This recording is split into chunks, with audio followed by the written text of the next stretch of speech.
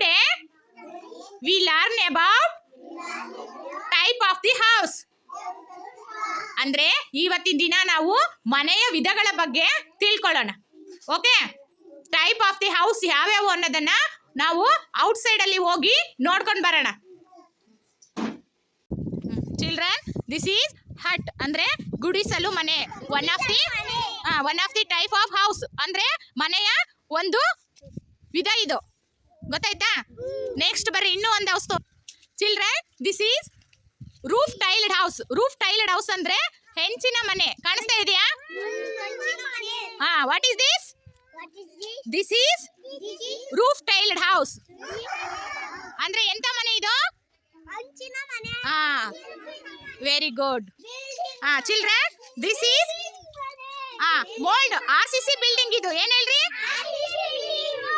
ಇದನ್ನ ಸಿಮೆಂಟ್ ಇಂದ ಕಟ್ಟಿರ್ತಾರೆ. This is RCC mould building. ನೋಡಿ, ಇಲ್ಲಿ 2 ಅಂತಸ್ತಿದೆ. ಎಷ್ಟಿದೆ? 2 ಅಂತಸ್ತಿದೆ. ಇಲ್ಲಿ ಪಕ್ಕದಲ್ಲಿ ಇರೋದು ಇದು ಯಾವ್ದು ಹೇಳ್ರಿ ಮನೆ? Roof tiled house. ಈಗ ಒಟ್ಟು ಎಷ್ಟು ಮನೆಗಳನ್ನ ನೀವು ನೋಡಿದ್ದೀಗ?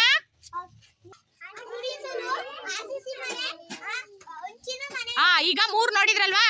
ಈಗ ಇನ್ನೂ ಒಂದು ತರದ್ದು, ಇನ್ನೂ ಒಂದು ವಿಧದ ಮನೆನ. ಚಿಲ್ಡ್ರನ್, ಇಲ್ಲಿ ಕಾಣಿಸ್ತಾ ಇದೆಯಾ? ಇದು ಶೆಡ್ ಹೌಸ್. ಏನ್ ಹೇಳ್ರಿ? ಟ್ರ್ಯಾಕ್ಟರ್ ನಿಲ್ಸೋದಿಕ್ಕೆ, ಏನಾದ್ರೂ ಕೃಷಿ ಕೆಲಸ ಮಾಡ್ಕೊಳ್ಳಿಕ್ಕೆ ಶೆಡ್ ಹಾಕೊಂಡಿರ್ತಾರಲ್ಲ, ಅದಿದು. ಇದ್ರ ಪಕ್ಕ ಇದೆಯಲ್ಲ, ಇದು ಕಪ್ಪು ಹೆಂಚಿನ ಮನೆ. ಏನ್ ಹೇಳು? ರೂಫ್ ಟೈಲ್ಡ್ ಹೌಸ್ ಹೇಳಿದ್ನಲ್ವಾ, ಅದ್ರಲ್ಲಿ ಇದು ಕಪ್ಪು ಹೆಂಚು.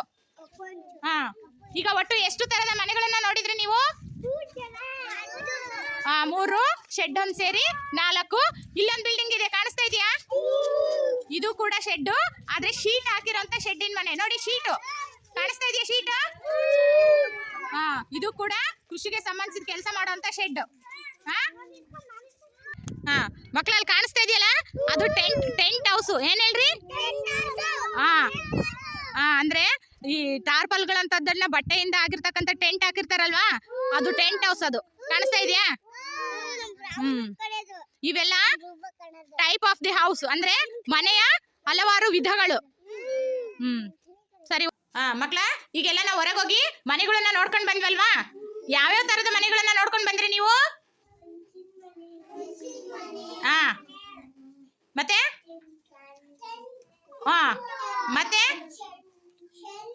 ಶೆಡ್, ಗುಡಿಸ್ಲು, RCC ಬಿಲ್ಡಿಂಗ್, ಆಮೇಲೆ ಹೆಂಚಿನ ಮನೆ, ಶೀಟಿನ ಮನೆ. ಹೌಸ್, ದಿ ಹೌಸ್ ಅಂದ್ರೆ ಮನೆ. ಟೈಪ್ ಆಫ್ ದಿ ಹೌಸ್ ಅಂದ್ರೆ ಮನೆಯ ವಿಧಗಳು. What is the type of house? ಯಾವ್ಯಾವು? ಅದೇ ಯಾವ್ಯಾವು ಟೈಪ್ ಮನೆ ಟೈಪ್ಗಳು? Tent, hut, roof tiled house, RCC building, sheet house. ಇವೆಲ್ಲ type of the house. English ಅಲ್ಲೂ ಕೂಡ ಹೇಳೋದನ್ನ ಕಲಿಬೇಕು ನೀವು. ಮನೆಗೆ ಏನಂತಾರೆ ಇಂಗ್ಲಿಷ್ ಅಲ್ಲಿ? ಹೌಸ್. ಏನಂತಾರೆ? ಈ ವಾರದ ವಿಷಯ ಗೊತ್ತಾ? The house and family.